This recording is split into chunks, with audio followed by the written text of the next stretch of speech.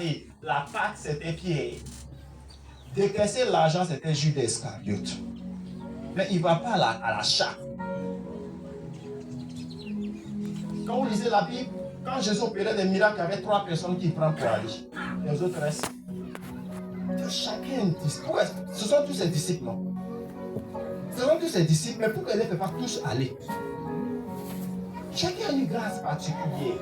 Les 3 avaient l'opportunité de voir les mystères, mais les autres n'avaient pas l'opportunité de voir les mystères de Jésus. Mais toi, tu as quelle grâce? C'est ça la dispensation de la grâce. Ça me fait souvent mal. La Bible dit que par manque de connaissance, on peut on a déjà tout, on a déjà tout. Mais c'est passé sur on n'arrive pas à faire la dispensation de la grâce et certaines personnes vont mourir sans rentrer dans les promesses de Dieu.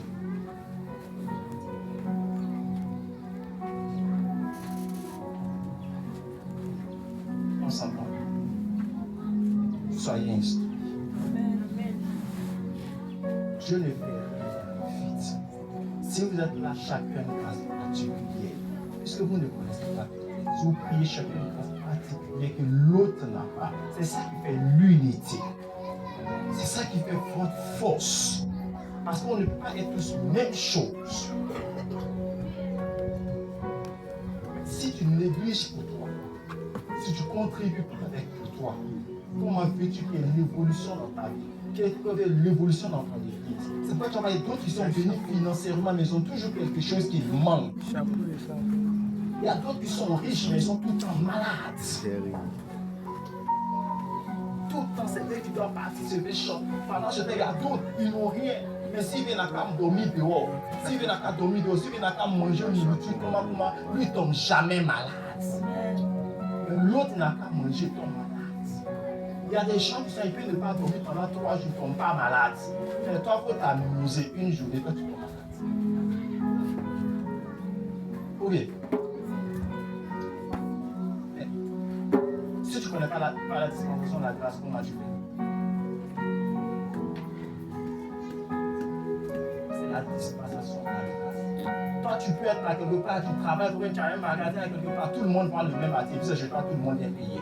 Ça va la dispensation. Comment est la dispensation? Si Dieu te dit que ce qu'on vient payer, moi j'ai ma part. Les clients vont toujours venir chez toi sans laisser chez eux. Parce que Dieu mange avec toi.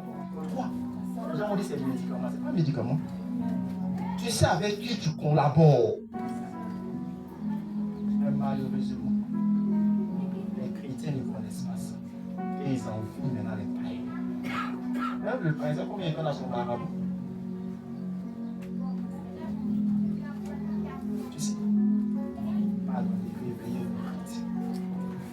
C'est à cause de ça que la foi chrétienne est difficile. C'est même pas difficile. Mais c'est parce que j'arrive à. L'autre monde dit que parce qu'un docteur connaît la connaissance, c'est pourquoi il faut ça facile. C'est facile. Facile. Je vais vous permettre de poser des questions. Tu m'autorises en moi? Je vais vous permettre de poser une question. Question.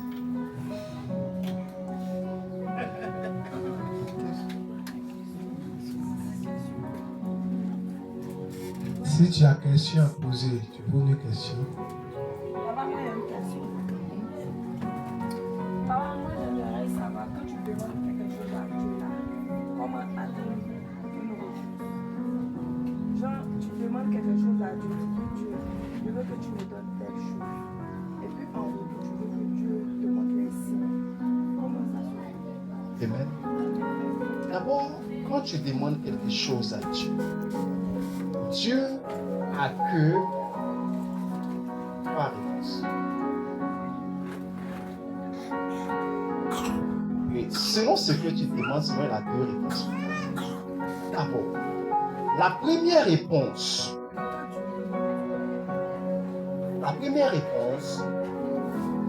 Dieu dit oui, non, patiente. Les 3 réponses. Oui, non, patiente. Oui, non, patiente. Si Dieu te dit non, il faut monter, il faut descendre, il ne va jamais le faire. Puisqu'il connaît ton lendemain. S'il te dit non pour quelque chose, c'est fini. Il ne va jamais. En deuxième signe, quand Dieu te dit oui, l'une des possibilités qui permet à quelqu'un de savoir que Dieu d'abord l'a exaucé, c'est la paix du cœur. Quand tu pries pour un sujet et qu'à tu sens cette paix du cœur t'envahir, Dieu t'a déjà exaucé. Là, tu as la paix du cœur. Parce que Dieu ne donne rien pour te troubler. Quand il te donne la paix, il a déjà exaucé. La deuxième étape, qui est souvent en fonction de ce que tu demandes. Quand vous demandez les signes pour voir l'exaucement, comment, ça dépend de ce que tu demandes. Il y a des choses que Dieu te donne des signes, il y a des choses qu'il ne te donne jamais des signes. Parce que Dieu aime aussi les surprises. Il aime beaucoup les surprises aussi. Mais l'un des facteurs que tu vas prendre, c'est la paix du cœur. Maintenant, les signes sont un système seulement d'orgueil, nous les sommes. Alors Dieu ne nous exerce pas pour que nous soyons orgueilleux. Je prends un exemple. Un pasteur est arrivé à une fois et les gens ont commencé à l'insulter. Et quand on s'habille, il commence. Si Seigneur, c'est toi qui es Dieu, il faut leur montrer que je suis ton serviteur. Si tu ne les montres pas, je jette ma Bible.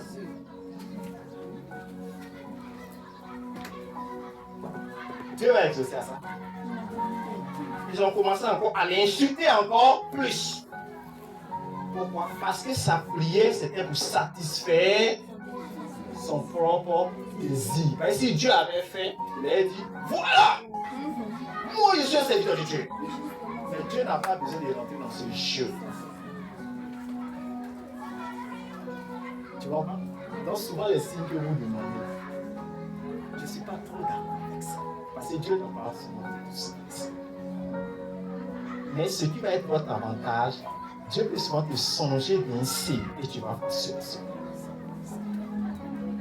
Sinon, arrêtez, parce que votre système de signes là, j'aime pas trop. Et ça rentre dans ce qu'on appelle l'idolâtrie. Et ça rentre dans le mariage. Regardez un peu, tous les faux mariages ont été des signes. Vous n'avez jamais fait cette expérience-là? Tous les faux mariages ont été des signes. Pas de paraboles.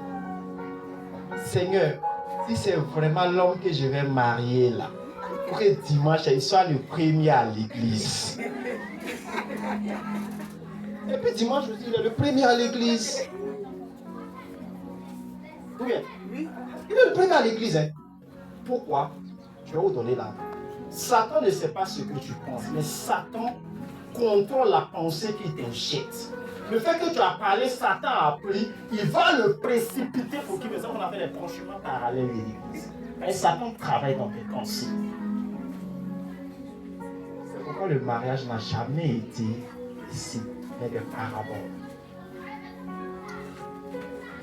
Donc, on fait très attention. C'est pourquoi je n'aime pas trop les signes chrétiens. Ça devient des livres. Là, qu'un jour on aura le temps de parler un enseignement sur le mariage, je vais vous révéler certains trucs de notre affaire. Ok? Amen. Ok? Donc, on va aller un peu. S'il y a une question, c'est bon, ça fait. S'il y a une question encore.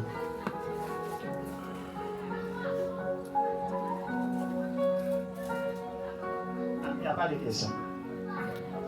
Il n'y a pas de questions. Je peux m'asseoir. Non, vous avez tous compris. Hein? Donc, moi, il peut vous poser des questions maintenant. Il faut me laisser.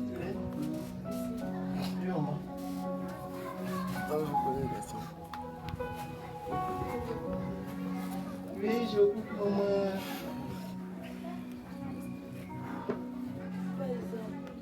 Le micro, pour permettre aux personnes d'entendre. Il y a quelque chose que moi je ne comprends pas bien. Mhm. Par exemple, Dieu me dit de faire quelque chose. Mhm. Mais toujours, j'attends. J'ai envie de faire, mais je n'arrive pas à faire. Toujours, même pareil. Maintenant, ça, moi, je voulais te demander que c'est moi-même ou bien il y a autre chose en bas de ça. Amen. Amen. Merci pour la question. Tu sais, la question est là. Les chrétiens manquent quelque chose. Il manque la résolution.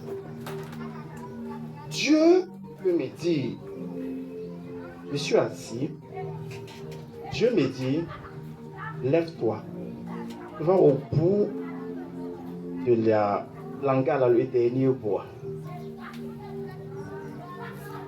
C'est le problème des chrétiens, c'est quoi? Dieu n'a qu'à venir les soulever et partir. C'est ça le chrétien. Les chrétiens manquent de résolution. Alors que Dieu a simplement besoin que je fasse ça, et puis je me retrouve. Amen.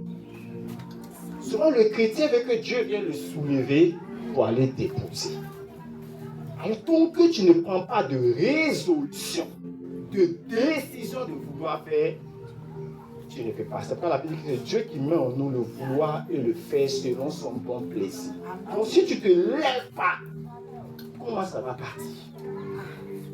Souvent, beaucoup s'asseyent quand Dieu leur dit de faire, ils sont assis.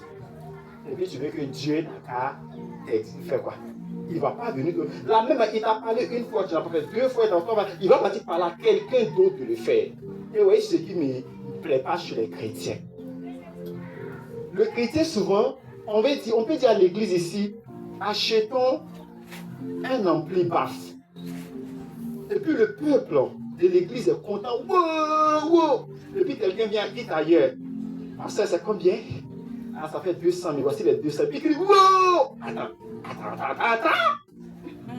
Ce qu'il est venu, vous savez, il est venu prendre votre grâce au bâti. Et puis les chrétiens sont contents. Wow, Dieu nous a exaucés.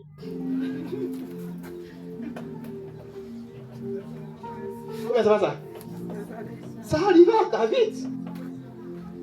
2 Samuel 24. Le roi païen a vu que David offre des holocaustes à Dieu. Et puis il prend les deux, puis David, tiens. David dit, je ne fouillerai pas à mon Dieu ce qu'il ne m'a pas coûté. Parce que David savait, s'il est pris pour sacrifier, la bénédiction c'est pour qui?